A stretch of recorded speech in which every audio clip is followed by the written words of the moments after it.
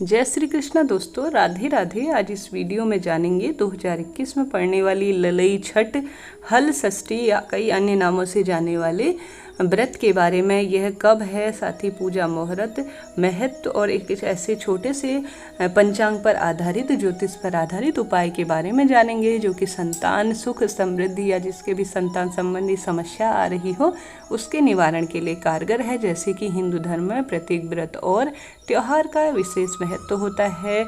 साथ ही हल षष्ठी में जो त्यौहार है उनमें से ही एक है। यह त्यौहार श्री कृष्ण के बड़े भाई बलराम जी के जन्म दिवस के रूप में पूरे देश में धूमधाम से मनाया जाता है। हिंदू पंचांग में हल षष्ठी का एक विशेष महत्व होता है। यह माता देवकी और वसुदेव की 7वीं संतान के लिए जाने जाते हैं। इस वर्ष हर साल भाद्रपद माह के कृष्ण पक्ष की षष्ठी तिथि को बलराम जयंती मनाई जाती है। श्रावण पूर्णिमा के 6 दिन बाद हल षष्ठी मनाई जाती है। इसे अलग अलग, जैसे मैंने बताया, नामों से जाना जाता है। कुछ इसे हल छठ तो कुछ इसे हल षष्ठी नाम से जानते हैं। इस दिन का शास्त्रों में विशेष रूप से वर्णन और महत्व मिलता है। इस व्रत को मुख्य रूप से संतान की सुख समृद्धि के लिए रखा जाता है। विशेष रूप से यह जिस भी जातक के संतान संबंधी समस्या आ रही हो उसे रखा जाता है, उसे यह व्रत रखने की सलाह दी जाती है।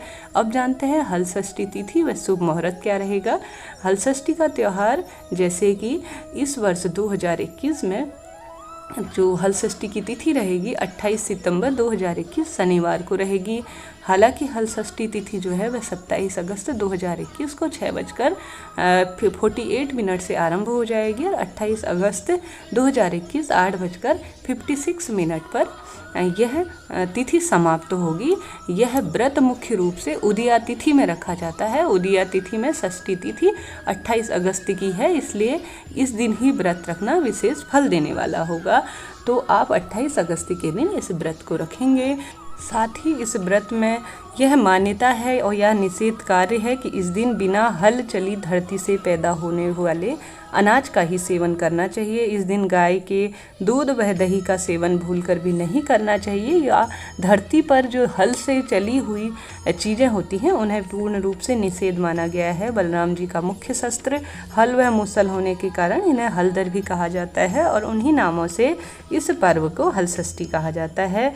विशेष रूप से इस व्रत को करने से सुख समृद्धि, संतान सुख की प्राप्ति होती है। इस व्रत को करने से संतान की दीर्घायु की कामना होती है। जो माताएं इस व्रत को नियम पूर्वक करती हैं उनके संतान को कभी भी जीवन में बाधाओं का सामना नहीं करना पड़ता। साथ ही संतान की इच्छा रखने वाली माताओं के लिए भी यह व्रत विशेष रूप से फल देने वाला। अब जान लेते हैं इसकी पूजा विधि। हल षष्ठी के दिन सुबह से ही आप दैनिक कार्य से निवृत्त होकर नहा धोकर साफ कपड़े पहनकर गोबर से ज़मीन को अच्छे से लीप ले या पोत ले। इसके बाद वहाँ पर छोटे से तालाब का निर्माण करें। इसके बाद इस तालाब के आसपास झरबेरी या पलास को लगा दे। इसके बाद पूजा में चना, जौ, गेहूँ, धान, मक्का और जो मौसमी अभी जो फसल हुई है उनमें से इसके बाद जो उनका भोग लगाएं, पूजा में काम में ले। जो अभी मौसमी फल हुए हैं या फसल हुई है उन्हें भोग लगाया जाता है।